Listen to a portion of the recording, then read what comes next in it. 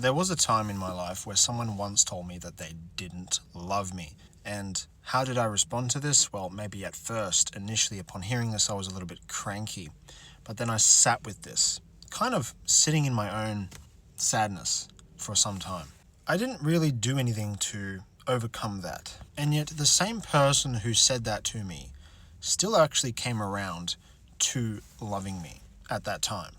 And so what did I need to do to overcome that? I just needed to accept what it was. I didn't even have to try anything to get that person to flip the switch. That's why I say let the other person come to you on their own accord. If you want the other person to suddenly flip the script and treat you the way that you were hoping, that's it. It's really on the other person. This particular incident I'm referring to, I never actually chased that person.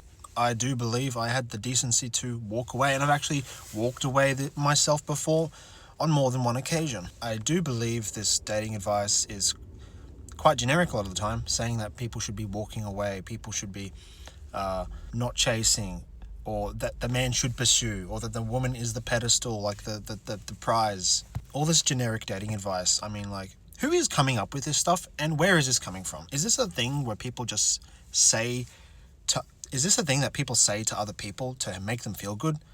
Does this advice actually work? This is what I like to think about.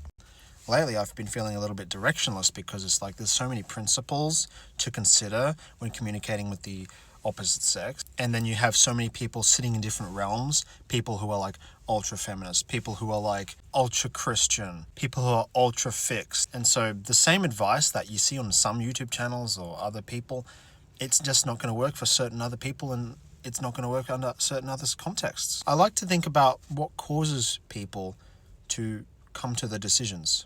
Where do decisions come from? What makes a decision snap? You don't have to keep watching at this point if whoever is watching. I'm just going to be sort of mumbling on a little bit from here.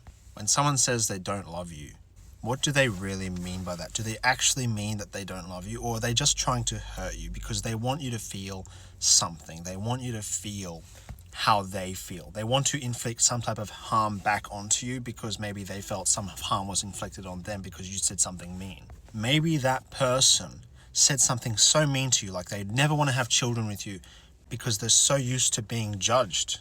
And rather than sit around waiting to be judged and hurt, they go on the offensive and say things like that. Just because someone said no doesn't mean it's the end. Because what happens when the same person who says no keeps coming back into your life? What did you do to cause that person to come back into your life? What did that person do to want to come back into your life? And then what made them disappear again? And then what made them come back? Anyway, I think this idea of accepting no is a great first step in just moving forward, right? Because I think if there's resistance to the no, I think that only persists the no. It only prolongs the no's existence.